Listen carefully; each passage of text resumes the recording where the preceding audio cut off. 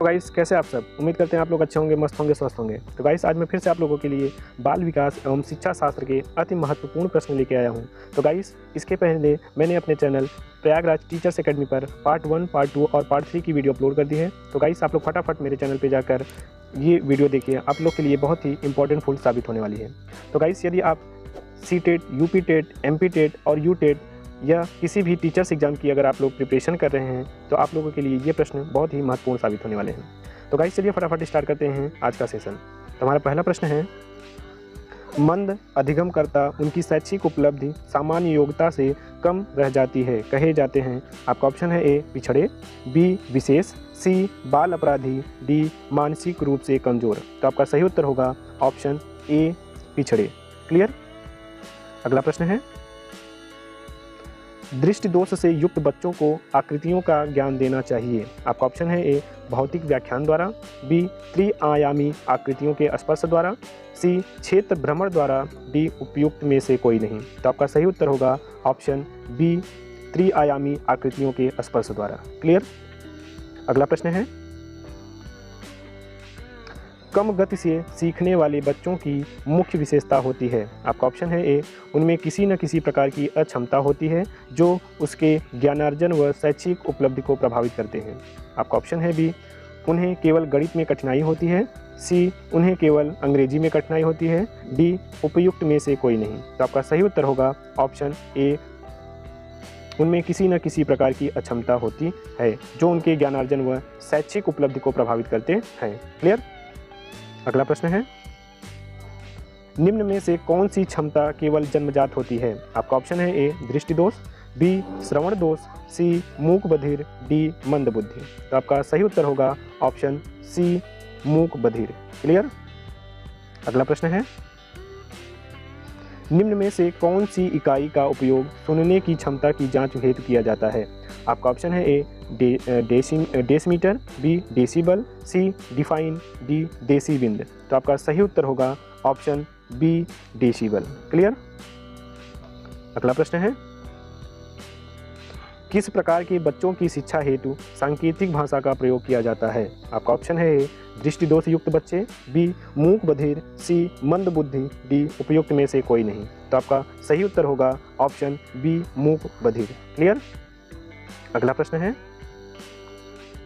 प्रतिभाशील बच्चे। आपका ऑप्शन है ए बिना किसी की सहायता के अपने सामर्थ्य का पूर्ण विकास करते हैं, बी मानव के लिए महत्वपूर्ण किसी भी क्षेत्र में स्वभावतः अच्छा निष्पादन करते हैं, सी सामान्यतः शारीरिक रूप से कमजोर होते हैं और सामाजिक अंतःक्रियाओं में अच्छे नहीं होते हैं, डी समानता अपने शिक्षकों को पसंद नहीं करते।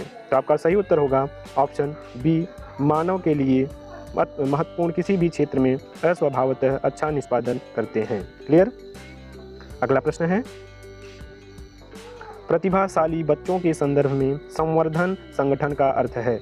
आपका ऑप्शन है ए ऐसे विद्यार्थियों को वर्तमान स्तर या ग्रेड को छोड़कर अगले उच्च स्तर या ग्रेड में प्रॉन्स करना, बी आकलन की प्रक्रिया का सर्वजन करना, सी शैक्षणिक गतिविधियों के संपादन में संवर्धन करना, डी सह शैक्षणिक गतिविधियों के संपादन की गति को बढ़ाना। तो आपका सही उत्तर होगा ऑप्शन ए ऐसे विद्यार्थियों को वर्तमान स्तर या ग्रेड को छोड़कर अगले उच्च स्तर या ग्रेड में प्रॉन्स करना। क्लियर। अगला प्रश्न है, प्रतिभाशाली विद्यार्थियों के लिए निम्नलिखित में से कौन सी गतिविधि सर्वाधिक उपयुक्त है। आपका ऑप्शन है ए अभी हाल में हुए स्कूल मैच का प्रतिवेदन लिखना, बी दी गई संकल्पनाओं के आधार पर मौलिक नाटक लिखना, सी 5 पाठों के अंत में दिए गए अभ्यासों को एक बार में हल करना, डी शिक्षक दिवस पर कक्षा को पढ़ाना। तो आपका सही उत्तर होगा ऑप्शन बी दी गई संकल्पनाओं के आधार पर मौलिक नाटक लिखना। क्लियर। अगला प्रश्न है, शारीरिक गतिक बुद्धि रखने वाले बच्चों की अंतिम अवस्था निम्नलिखित में से कौन सी हो सकती है। आपका ऑप्शन है ए शल्य चिकित्सक, बी कवि, सी वाचन, डी राजनैतिक नेता। तो आपका सही उत्तर होगा ऑप्शन ए शल्य चिकित्सक। क्लियर। अगला प्रश्न है, प्रतिभाशाली विद्यार्थी हैं। आपका ऑप्शन है ए अभिसारी चिंतन, बी अपसारी चिंतक, सी बहिर्मुखी, डी बहुत परिश्रमी। तो आपका सही उत्तर होगा ऑप्शन बी अपसारी चिंतक। क्लियर। अगला प्रश्न है, निम्न में से कौन सा सृजनात्मकता से संबंधित नहीं है। आपका ऑप्शन है ए मौलिकता, बी प्रभाव, सी मितव्ययिता, डी उपयोगिता। तो आपका सही उत्तर होगा ऑप्शन सी मितव्ययिता। क्लियर। अगला प्रश्न है, निम्नलिखित में से कौन सा भूलने का सिद्धांत है? आपका ऑप्शन है ए प्रतिस्पर्धात्मक अवरोध, बी प्रतीप अवरोध, सी प्रतिबंधित अवरोध, डी प्रतिच्छायित अवरोध। तो आपका सही उत्तर होगा ऑप्शन बी प्रतीप अवरोध। क्लियर। अगला प्रश्न है, निम्नलिखित में से मानसिक विकार के लक्षणों को भी दर्शाते हैं सिवाय। आपका ऑप्शन है ए भग्नाशा या निराशा के, बी तनाव के, सी संबंध के, डी चिंता के। तो आपका सही उत्तर होगा ऑप्शन सी संबंध के। क्लियर। अगला प्रश्न है,